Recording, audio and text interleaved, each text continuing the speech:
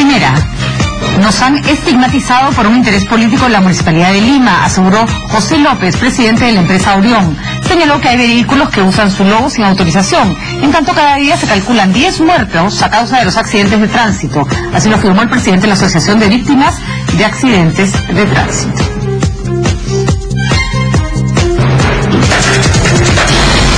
La segunda, el congresista Modesto Julca denunció a Heriberto Benítez ante la Comisión de Ética por la presunta interferencia en el caso de Centralita, mientras el procurador anticorrupción Cristian Salas informó que hay 1.000 millones de soles comprometidos en las denuncias contra el gobierno regional de Ancash.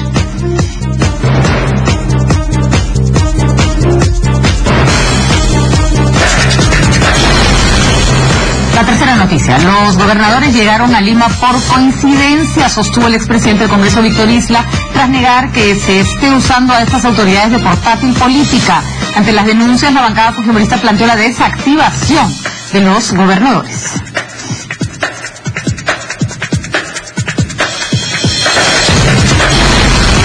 La cuarta noticia. En Venezuela, el gobierno y la oposición tienen previsto su segundo encuentro de diálogo. Mientras, 198 parlamentarios latinoamericanos denunciaron al presidente Nicolás Maduro ante la Corte Penal Internacional por el presunto crimen de lesa humanidad.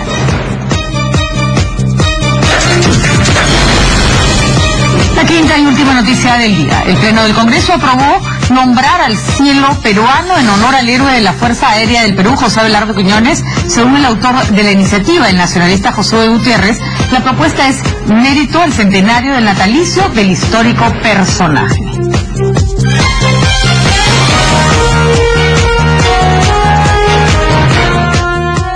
Nosotros vamos a hacer una brevísima pausa y regresamos para empezar con el comentario de las noticias y presentarles a nuestros invitados. Ya volvemos.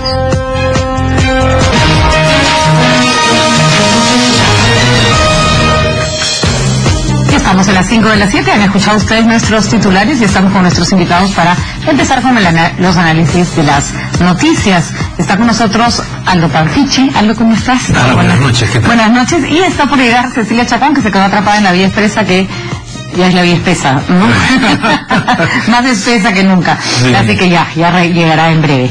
Aldo, empecemos por el tema del tránsito, que creo que es un tema que si bien es recurrente, esta vez está cobrando ya unas dimensiones no solo más graves, sino que las autoridades mismas parecieran declararse casi incapaces de manejar un problema que tiene demasiadas aristas y que involucra a demasiados actores. El presidente de la empresa Orión ha dicho que los han estigmatizado por un interés político, que hay algunas empresas que usan su logo, pero lo cierto es que no es necesario estigmatizarlos mucho a remitirse a las pruebas. Definitivamente. Se puede y hay demasiados accidentes. No es la única empresa que genera demasiados accidentes, pero es una de las que más, ¿no? ¿Por dónde se empieza a solucionar un problema como este? Antes de escuchar tu respuesta, vamos a escuchar lo que dijo el presidente de Ollantaytamala, que se refirió al tema, que no lo puede eludir, y también lo que dijo el presidente de la empresa Orión, que hemos estado citando.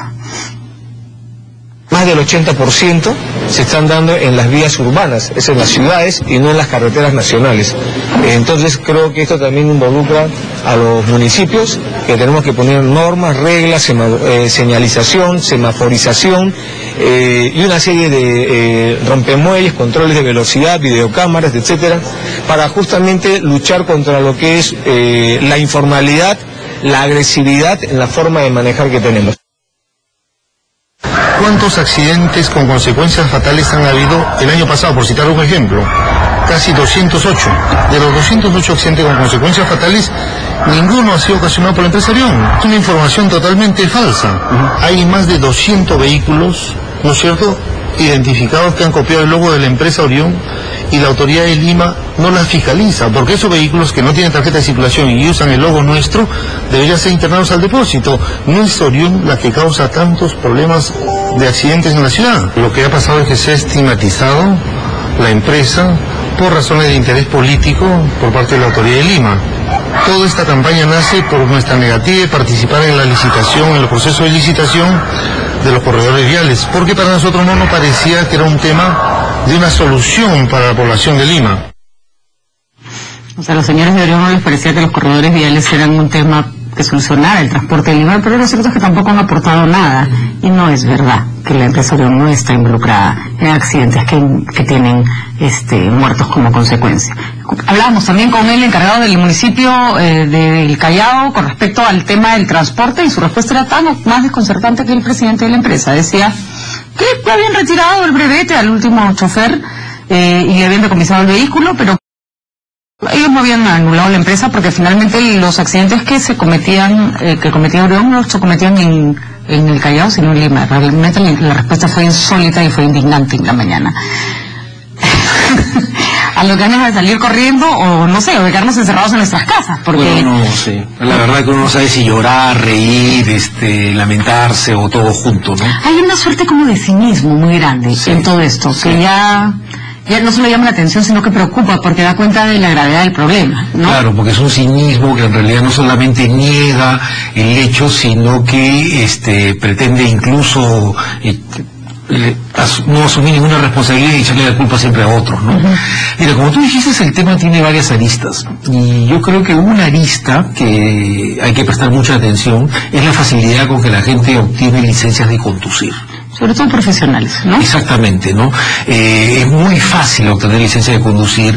Estos exámenes médicos que se hacen cuando uno renueva su brevete y tiene que pasar algunos minutos o horas sentado viendo cómo se tramitan otras licencias, uno puede ver, digamos, lo fácil que es esto.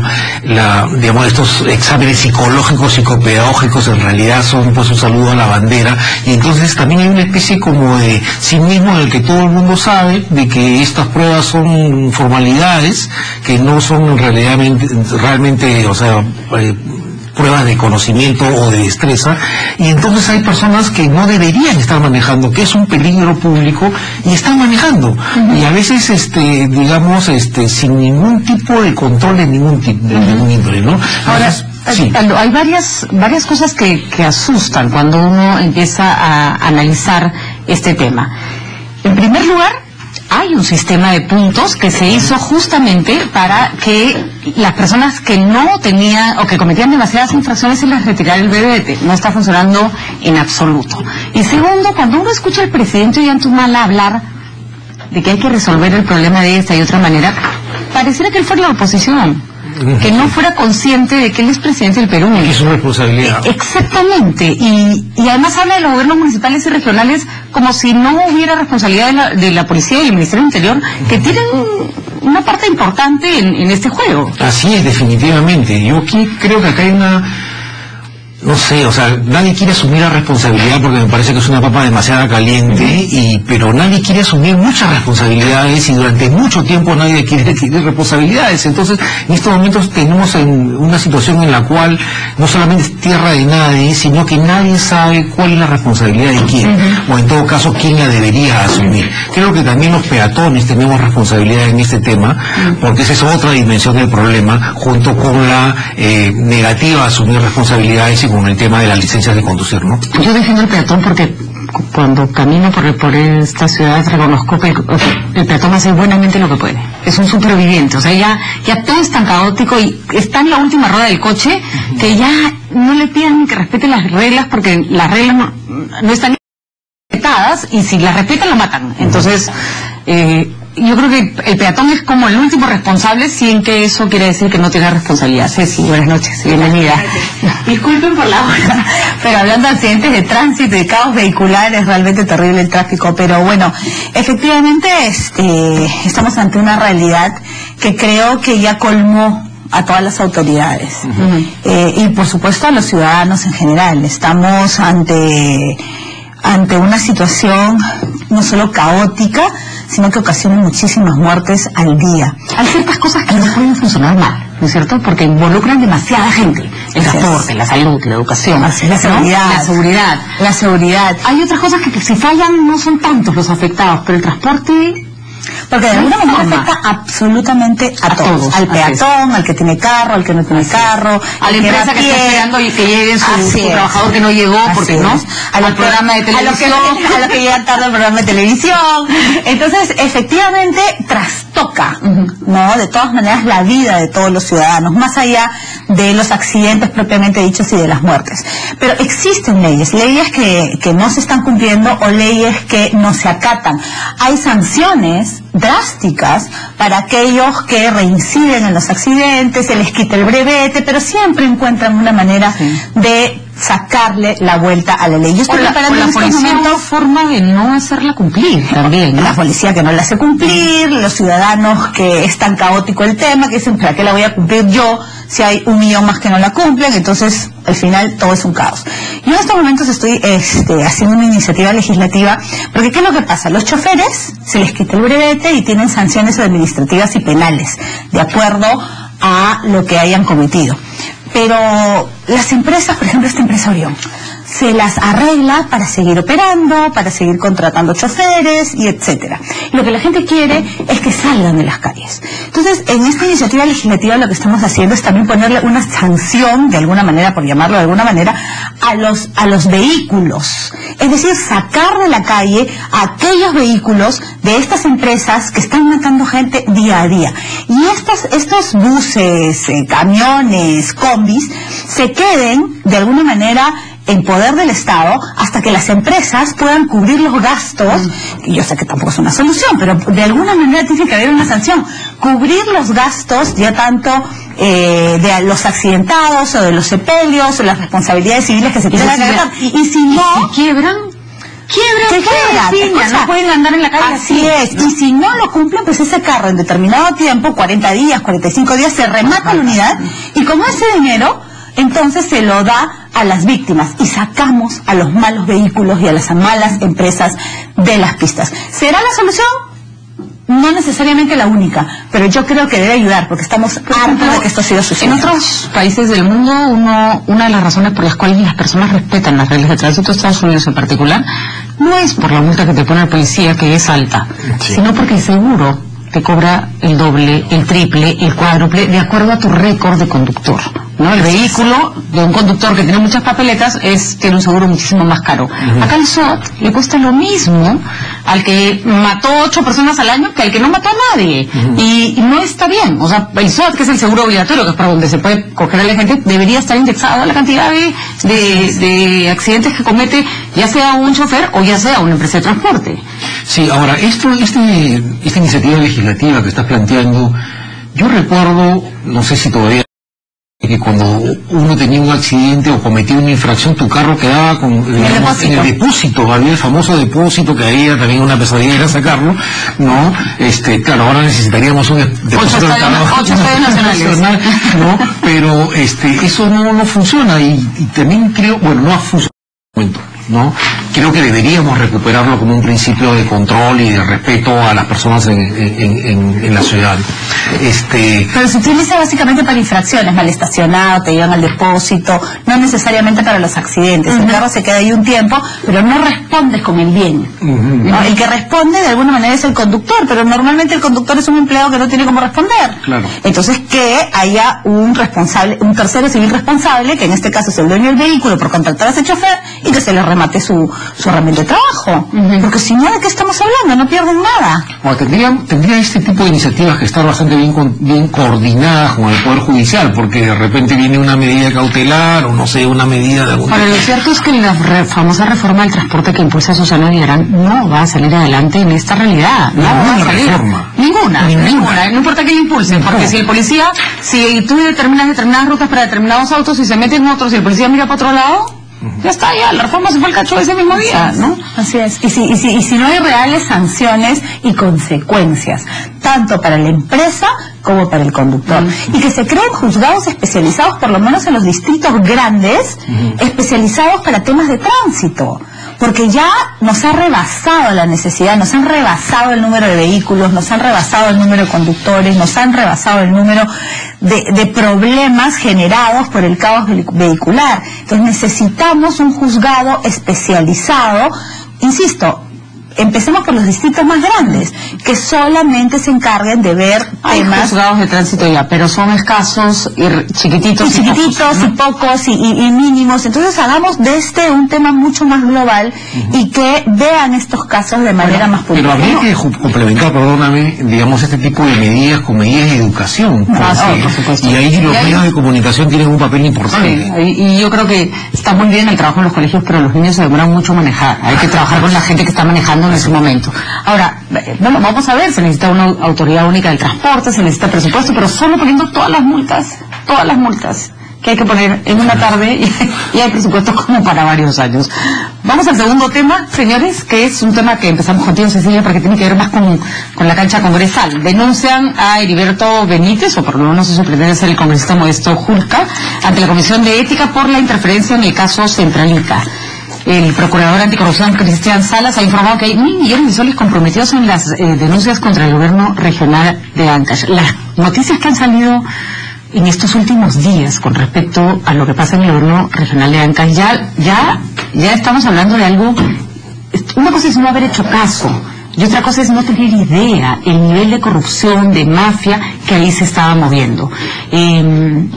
¿Qué va a pasar? Es decir, ¿hasta dónde puede avanzar el Congreso?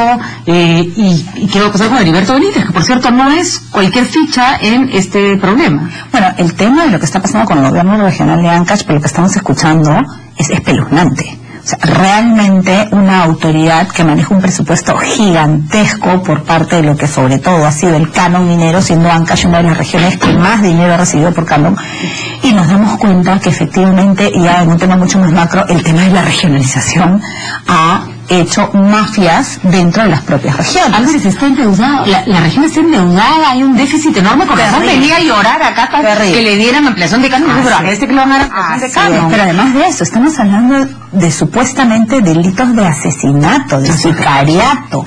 O sea, estamos ante un delincuente. Si esto realmente se comprueba fehacientemente, estaríamos hablando realmente de un mafioso de marca mayor. Entonces, obviamente esto se tiene que investigar rápidamente, se tienen que ver las sanciones rápidas. No nos olvidemos que el Congreso es un foro político y obviamente el señor, al ser presidente regional, tendrá que someterse a las decisiones del foro político, pero será el Poder Judicial quien tiene que sancionarlo judicialmente. Y en el caso de Heriberto Benítez es un tema bastante complejo, porque se lo acusa de haber defendido al presidente regional de Ancash como abogado antes de ser congresista, y ahora que es congresista, de alguna manera esa línea delgada entre lo que fue su defensa legal anterior a esta defensa que él ha hecho efectivamente estando de congresista, como que se confunde. Entonces todas las denuncias se tienen que investigar, y yo creo que Heriberto Benítez es el más interesado en que esto se pueda dilucidar lo antes posible. Heriberto Benítez es un político que ha estado en el mundo político desde hace muchísimos años, y yo creo, insisto, que él debería allanarse las investigaciones lo antes posible y esclarecer estos temas. Ahora, y que ojalá lo pueda hacer, ¿no? Y ojalá lo pueda hacer. Vamos a ir a escuchar en un momento las declaraciones tanto de Modesto Julca como de Heriberto Benítez, pero es curioso. Es verdad que la investigación se tiene que hacer, pero él se hace elegir por Ancash sin ser de Ancash. Vive en la misma casa donde ya se decía que había una central de chuponeo. Bueno, ¿sabes qué? Si yo no tengo nada que ver en ese asunto, por más que no haya central de chuponeo, agarro mis pinches y me mudo. La cercanía estaba el día que se había planeado, llaman al fiscal que había hecho lo encuentran a él en el local y lo hacen llamar, y se le paran todos estos al frente a decirle qué está haciendo el fiscal, que estaba haciendo su trabajo en una clarísima interferencia. Hay muchísimo que investigar, y la verdad que el señor Benítez dice que está asqueado. ¿Verdad que sí? Tomás Bravoli, que enfrente tiene la obligación de hacerlo, porque lo están vinculando a un tema gravísimo. En el que él se metió, si quieres, tiene vínculos porque quiso. Pero que es innegable, porque efectivamente él es o ha sido cercano de diferente manera al presidente regional. Entonces es lógico que ahora que está en el Congreso y que escuchamos su defensa sobre los temas de Ancash, y cada vez que pues hayan dudas y se quiera conocer cuál es la verdad detrás de todo esto. Insisto, tiene que dársele el derecho a la defensa, tenemos que escuchar las acusaciones, tenemos que escuchar su defensa, y el Poder Judicial tiene que investigar hasta las últimas consecuencias. Antes de escuchar la opinión de Aldo, vamos a ver las declaraciones de ambos involucrados en esta noticia. Este gobierno regional ha tenido operadores que no han permitido que se investiguen, que habrían creado una suerte de manto de impunidad. Y todo ello ya nosotros habíamos hecho conocer, ¿no?, el año pasado al promover la conformación de una comisión investigadora. Y justamente en estas acciones encontramos siempre una actitud de interferencia, una actitud de evitar las investigaciones del parte del congresista Benítez, lo cual se ha venido en aumento y que finalmente logró que se archive un informe preliminar que ya encontraba responsabilidades. Y lo que es más grave, hemos conocido en las últimas semanas que había habido en el caso de la Centralita una interferencia directa, una participación directa del congresista Benítez que habría tenido en la investigación de los fiscales y habría utilizado de alguna manera el poder político para que la Fiscalía de la Nación destituya fiscales. Yo la información que tengo es que es una denuncia ridícula y absurda. Y creo personalmente que la Comisión de Ética debería enviarla al archivo. Eso es lo que debería hacer. Si la Comisión de Ética decide abrir una investigación y me invitan para ello, iré encantado y le explicaré con detalle todo lo que ha pasado. No tengo ningún inconveniente.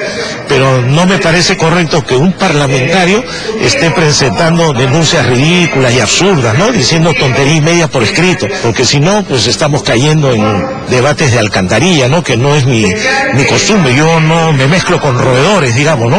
Soy el más interesado en que se aclaren los hechos, en aquellos llamados crímenes políticos, en los hechos de corrupción. Por eso es que en una oportunidad yo dije, escuchar a Modesto Julca hablar de moralización es como escuchar a Timaná hablando de seguridad ciudadana, pues. Determinados temas que meritarían un poco más de mesura, un poco menos de ironía. El señor Benítez está en una situación suficientemente complicada como para, ¿no?, bajarle el volumen a los adjetivos, ¿no? Ya da un poco de cólera en realidad. Igual el gerente de Orión en la mañana también, ¿no?, se lo tomaba broma, y uno dice, autoridades involucradas en temas tan complejos debieran simplemente tomarse las cosas con un poco más de seriedad. Así es. Mira, volviendo al tema de Ancash, ¿no? Nosotros hemos estado, digamos, siempre pensando que nosotros estábamos un poco alejados del funcionamiento, de la presencia activa, de la influencia política o el alcance político del crimen, la delincuencia, y en todo caso no parecía esto un tema tan extendido, ¿no? Estamos acostumbrados a pensar más bien que esto ocurría en los gobiernos subnacionales o en municipios en Colombia, en México, y que en el Perú, bueno, no teníamos conciencia. Yo creo de que ese tema de Ancash, si bien puede estar personalizado hoy en el presidente del gobierno regional, es mucho más complejo. Yo creo que aquí hay diversos grupos de crimen organizado que han encontrado un espacio adecuado, una interlocución política local, aparentemente una influencia o una presencia política también en el Congreso, pero hay mucho dinero, porque no solamente el canon minero, tiene ingresos de acero, minería, etcétera, etcétera. Y entonces aquí yo lo que creo que hay un potencial comercial, además, ¿no?, civil. O sea, en realidad yo lo que creo acá que hay una red de distintos grupos de corrupción que han encontrado un espacio en Ancash. A mí siempre me da esta impresión de que pueblo chico, infierno grande, y que es más fácil generar muy cerradas de corrupción en lugares más pequeños.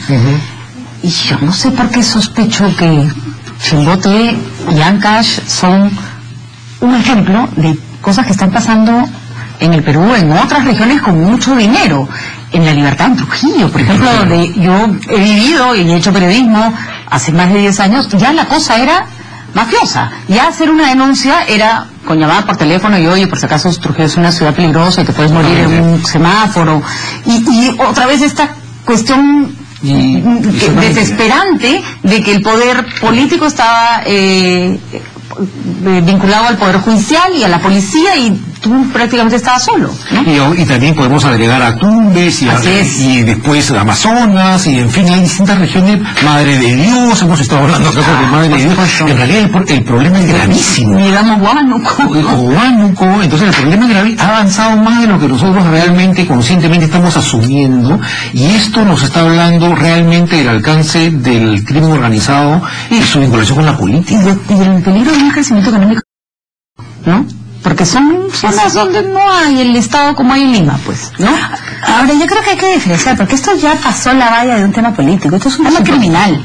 O sea, esto no es un tema político, esto se trata de un tema, así es, de un tema criminal que tiene que pasar rápidamente a la Fiscalía, y que, más allá de lo que se pueda discutir o ver en el Congreso, esto tiene que ir inmediatamente al Poder Judicial para que el Poder Judicial investigue y sancione rápidamente. Y en el caso de Benítez, en el caso del congresista Benítez, él debería abstenerse, porque de alguna manera lo están acusando de ser parte del problema, y por decoro debería abstenerse de defender al presidente regional y dejar de nada más argumentar, ponerle todos estos adjetivos a su compañero. Así es, y dejar de argumentar en favor de él. O sea, no se hace ningún favor, y al contrario, levanta mucho más dudas sobre qué es lo que está pasando. Entonces, él lo que debe hacer es aclarar su situación, dejar de defender al presidente regional de Ancash, y esto pasar a la Fiscalía inmediatamente. El Congreso debería hacer una investigación rápida, conclusiones rápidas, y que sea el Poder Judicial, porque esto es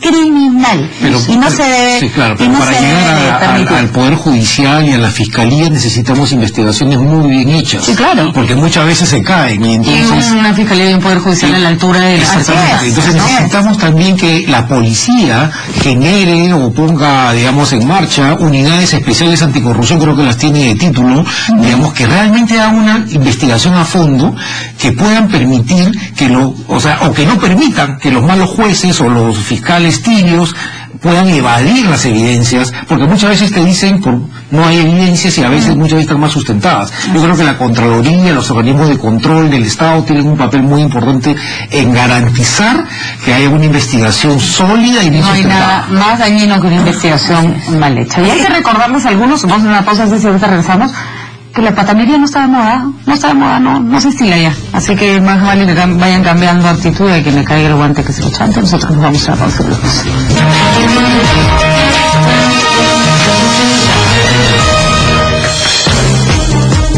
Nosotros seguimos en las 5 de las 7, y ahora les vamos a comentar la siguiente noticia, y tiene que ver con los gobernadores.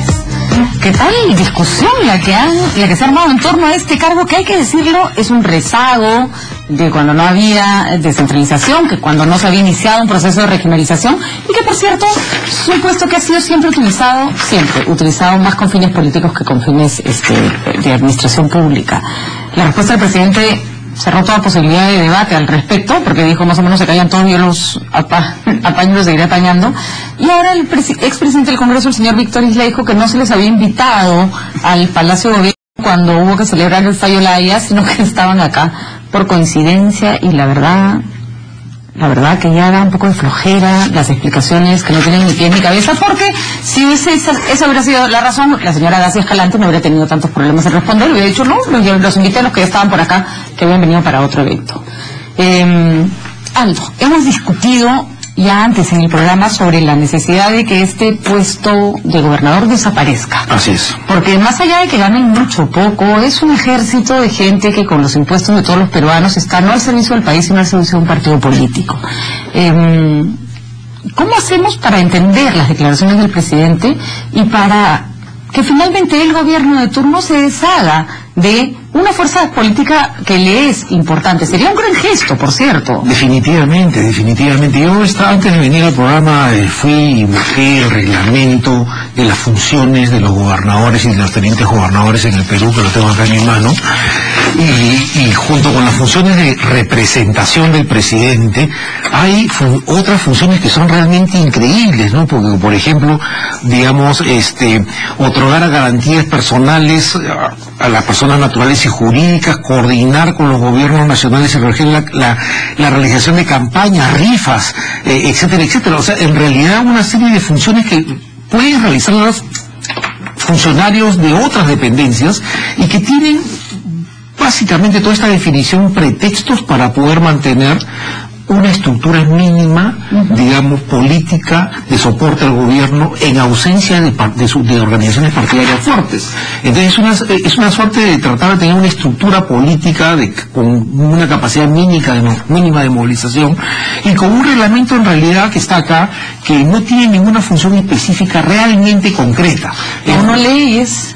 Una Miss Perú podría ser más o menos. Exactamente, representar, digamos, a la autoridad política en rifas. Realmente necesitamos una ley para eso.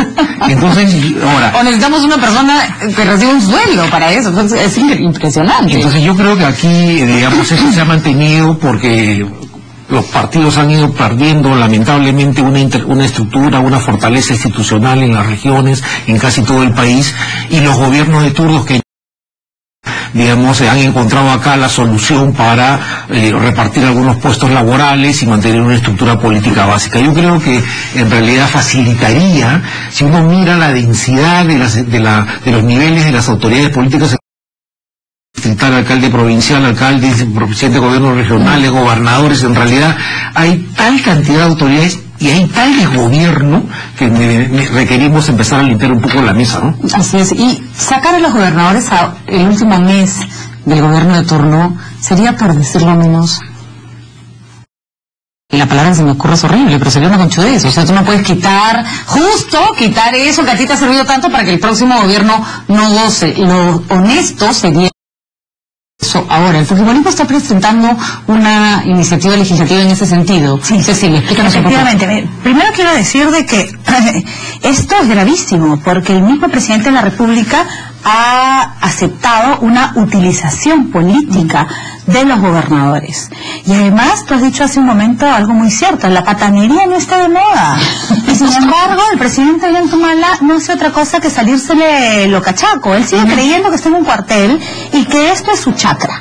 Entonces él lo que dice es, mira, lo quise así y me llega altamente y no me importa qué es lo que ustedes piensen. Y no se dan cuenta, y él no se da cuenta, que puede estar sujeto a una acusación constitucional. Este es un tema gravísimo, es la utilización de estas personas para proselitismo político, ¿no? Y no es la primera vez que lo hace, ¿ah? La vez pasada igualmente dijo, y casi también se habló de una acusación constitucional cuando dijo que él gobernaba en familia, que él con su esposa era un equipo y demás. Él no tiene la más mínima idea de lo que está diciendo. Puede haber una falta de experiencia que lo obliga a decir cosas. ¿Vamos a hacer 3 años? No, con lo de la familia.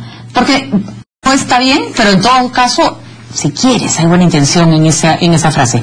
Pero en esta hay una falta de conciencia sobre el uso de recursos públicos, sobre tu lugar como presidente, sobre la labor de las personas que trabajan no para ti. No son empleados del presidente. Es que él sigue creyendo que es así. Son empleados del Estado, que todo el Estado está para servirlo a él. Y eso es lo grave. Y esto, insisto, es una aceptación gravísima de utilización de recursos del Estado. Y además, la señora Escalante ha dicho una cosa, el señor Isla ha dicho otra, y al final el único que ha dicho la verdad, al final, es el presidente de la República. O sea, él ha dicho, sí, pues, los invité yo, y eso es lo que he dicho, y es así la verdad.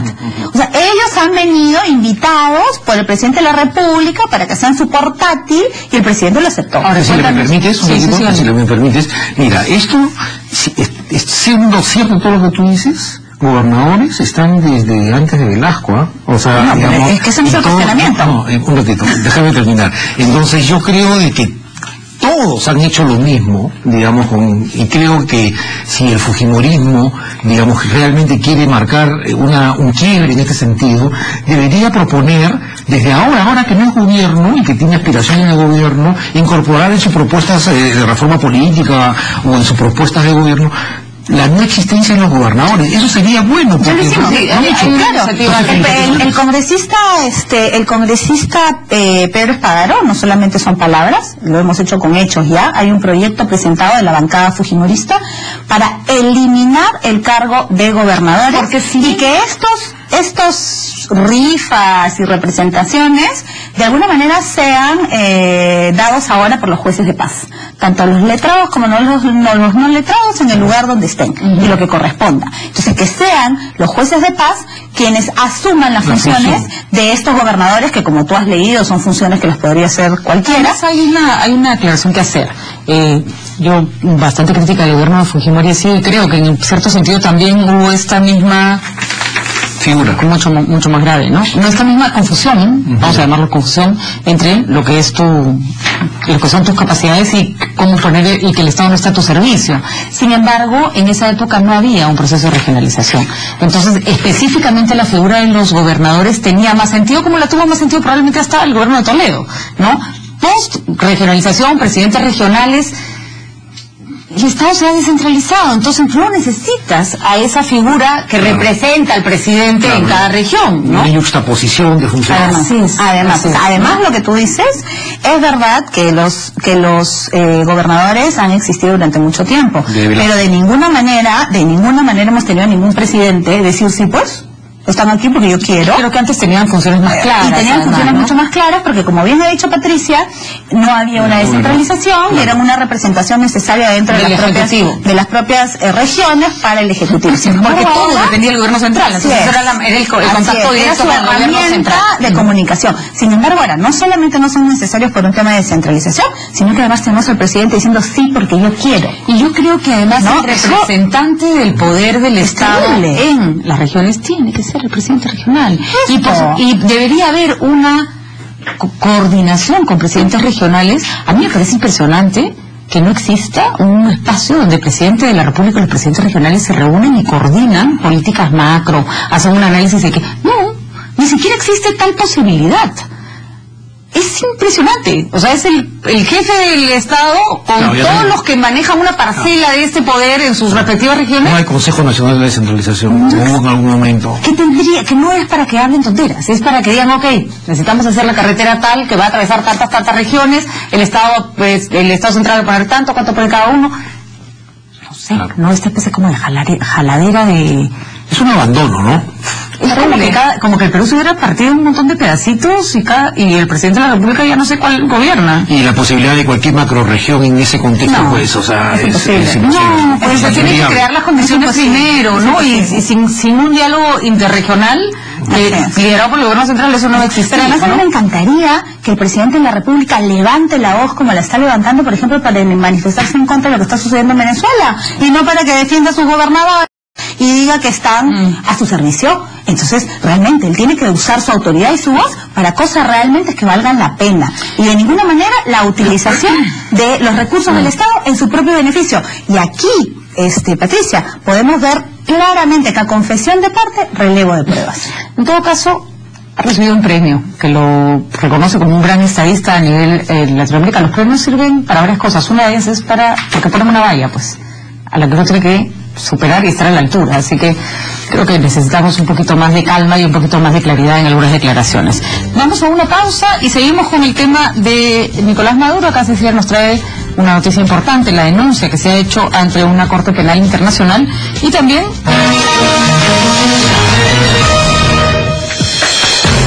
casi no tenemos tiempo para los dos últimos temas, pero vamos a dejar que Cecilia Chacón nos explique esta iniciativa que se ha hecho ante la Corte Penal Internacional, que un grupo de más de casi 200 congresistas han denunciado al presidente Nicolás Maduro. 200 congresistas de toda Latinoamérica, entiéndase. Cecilia, explícanos un poco esta iniciativa. Le han hecho una denuncia, suponemos que por violación de derechos humanos. Y por crímenes de lesa humanidad. Y más allá de esto, que me parece sumamente importante, ¿qué probabilidades reales hay de que este señor sea juzgado por estos crímenes? Mira, efectivamente son 198 firmas de parlamentarios de 8 diferentes países, de todas las tiendas políticas y de ideologías totalmente diferentes, que estamos en desacuerdo con lo que está pasando en Venezuela con el gobierno de Maduro. Lamentablemente muchos de nuestros presidentes, incluyendo el señor Ollantumala, pero como él, varios otros, no se han manifestado al respecto, no han levantado su voz, y nosotros consideramos que de alguna manera mantener silencio y ser cómplice de lo que está pasando en Venezuela.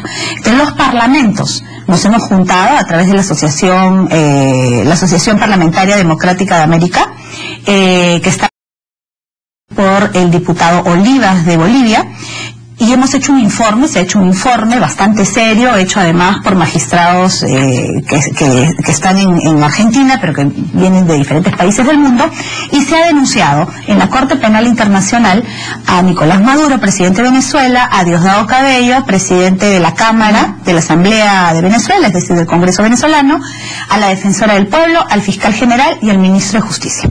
Y se los ha denunciado por crímenes de lesa humanidad y violación de derechos humanos. En ese sentido, se ha presentado el día 7 una denuncia ante la Corte Penal Internacional. Nosotros estamos esperando que se evalúe este informe y que la fiscal de oficio haga una denuncia y abra una preinvestigación. Después de abierta esta preinvestigación, si es que ve que efectivamente hay material, entonces se abre una investigación y los resultados puede ser que Maduro vaya preso. Vaya preso él y las demás personas, ahora o después. En las cortes internacionales, no nos olvidemos, lo que evitan es justamente la impunidad. Y en el caso de la Corte Penal Internacional, que está basada en el Estatuto de Roma, justamente para todos los temas de tortura, violación de derechos humanos, etcétera, etcétera, y lo que hace es abrir procesos y tomar presos a estas personas, estén donde estén, y meterlos en el momento que puedan. O sea, puede ser hoy, mañana, pasado, cuando tengan 30 años, y cuando se quiera ir a Miami, o cuando ya salga de su país, etcétera, lo toman preso, lo llevan, lo juzgan. Esto ha pasado, por ejemplo, con Ruanda. No, es un ejemplo clarísimo de lo que ha hecho la Corte Penal Internacional. Ha metido preso al expresidente Ruanda, está haciendo lo propio en el caso de Honduras. Entonces, esto es para que no haya impunidad. Y nosotros estamos pidiendo además que se sigan adhiriendo muchos más parlamentarios, no solamente de América Latina, sino del mundo. Y es la primera vez, Patricia, que parlamentarios de diferentes lugares de Latinoamérica se han unido para un objetivo común. Y porque sabemos, para terminar, porque sabemos que lo que pase en Venezuela va a incidir en nuestros países, y ya lo hicieron. Estamos viendo, por ejemplo, solo para poner un ejemplo que está latente, el presidente Ollantumala era abiertamente chavista, luego dijo que iba a cambiar de modelo, etcétera, etcétera, pero por ejemplo lo vemos declarando en contra de la concentración de medios, que es un tema que está en el Poder Judicial, y así empezó Ecuador, así empezó Argentina, así empezó Venezuela. Y lo que tenemos que hacer, yo creo que la paranoia no ayuda tampoco, pero tenemos que estar atentos. Ya, eso sí. Tenemos que estar atentos. Y eso es lo que nosotros debemos de evitar. De Aldo, porque se viene el segundo diálogo en Venezuela. Sí. Más allá de que la iniciativa presentada por los parlamentarios de Latinoamérica tenga éxito o no, suele ser un aliciente para quienes están luchando en sus países. Yo recuerdo lo abandonados que nos sentíamos los jóvenes que peleábamos contra lo que considerábamos la devolución de la democracia en el gobierno de Fujimori, y un gesto de esta naturaleza hace sentir a la gente que no está sola, ¿no? Sí, mira, yo creo que aquí, digamos, me parece que no sé si se han agotado todos los procedimientos internos antes de ir a un frente externo, habría que ver, no soy un abogado. Me parece que el caso de Ruanda y el caso de Venezuela tiene diferencias significativas que habría que precisar, pero sobre todo quiero mencionar que hay 30 oficiales de las Fuerzas Armadas venezolanas que han sido detenidos por conspiración. Y eso nos pone los reflectores en el frente interno. Y en el frente interno, para que haya una transición política de un gobierno autoritario a un gobierno democrático, el bloque en el poder tiene que romperse o resquebrajarse, de tal manera de que un sector, digamos, que está cohesionado con el autoritarismo se desprende y busca una salida intermedia al intermedio.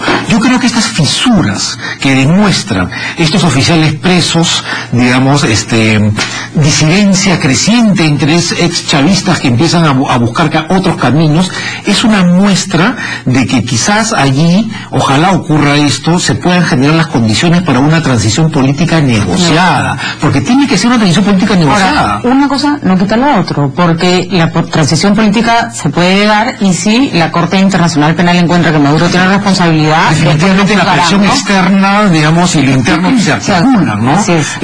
Pero ambas cosas tienen que ocurrir. La presión externa, solo presión externa puede lograr cohesión, ¿no? O ánimos. Exactamente. Y la presión interna, el resquebrajamiento interno necesita del contexto internacional para poder digamos, ser mucho más efectiva, porque generalmente las transiciones políticas requieren la presencia de los organismos internacionales, ya sean conmovedores o como actores importantes. Y simplemente para aclarar dos cosas, justamente el hecho de que no hay independencia de poderes dentro de Venezuela hace que se tenga que recurrir a cortes internacionales. No se puede recurrir al Poder Judicial en Venezuela, por supuesto, porque justamente es uno de los que está acusado. En el otro lado, no nos olvidemos que aquí hay un Estado que está en contra de la población civil, que ya van muriendo 41 personas todo, ¿no? Que están, o sea, porque además la denuncia es desde el 12 de febrero que se iniciaron las protestas y desde que las paramilitares y las personas armadas de parte del Estado están matando a ciudadanos indefensos. Entonces sí es un caso gravísimo de violación de derechos humanos y eso es lo que está documentado. Y solamente para terminar, efectivamente esto de acá, esta acusación, lo que se quiere es que de alguna manera la gente que está de alguna manera ayudando en estos momentos a Maduro diga, oye, aquí va a pasar algo y no va a haber impunidad, ¿no es cierto? Y además, por más que haya una transición en Venezuela, eso no quita la violación de derechos humanos y que después se lo pueda juzgar. Así es. Acá la hubo y acá se juzgó el presidente. De las mismas. Que no fue por violación de derechos humanos y fue totalmente diferente. Y eso fue no podemos abrir eso otra no, pero igual no jamás podríamos a lo que voy es comparar a Maduro. La transición se dio y el presidente Fujimori fue juzgado después. Son dos cosas que se dan por separadas, pero son dos cosas distintas. Ahora solo tenemos esa discusión. Solo quiero cerrar, ya me tengo que ir. Yo, mencionando, porque no les puedo poner a comentar a toda velocidad, que el congresista José Gutiérrez ha propuesto que en medio del centenario del natalicio del héroe Quiñones, José Abelardo Quiñones, el cielo se llame el cielo de Quiñones, así como tenemos el mar de Grau. La verdad creo que nuestros esfuerzos para reconocer a nuestros héroes se podrían ir en incentivos académicos para investigaciones, se podrían ir en reconocimientos de otra naturaleza, en difundir el personaje en los chicos a través de programas de televisión. La verdad que de estatuas sin nombres tenemos demasiadas de estas iniciativas que son bien intencionadas, pero no sé si logran su fin, pero ya tendremos tiempo de discutir al respecto. Ceci decía, mejor no le digo qué decía Ceci, que iba a decir que era un tema complicado. Es un tema complicado para todos los congresistas porque tienen que votar a favor, votar en contra de una ley como esta se ve feo. Porque se debería votar en contra del héroe, ¿no? Sí, o sea que es complicado. Tal vez buscar otros mecanismos para reconocimiento de nuestros héroes sería el camino apropiado. Gracias, señores, por acompañarnos. Magnífico programa de noche el día de hoy. Y la próxima vez, Karen, no invitamos congresistas que vengan desde el Congreso, que vengan de su casa, si no, no llegan. Si no llegamos.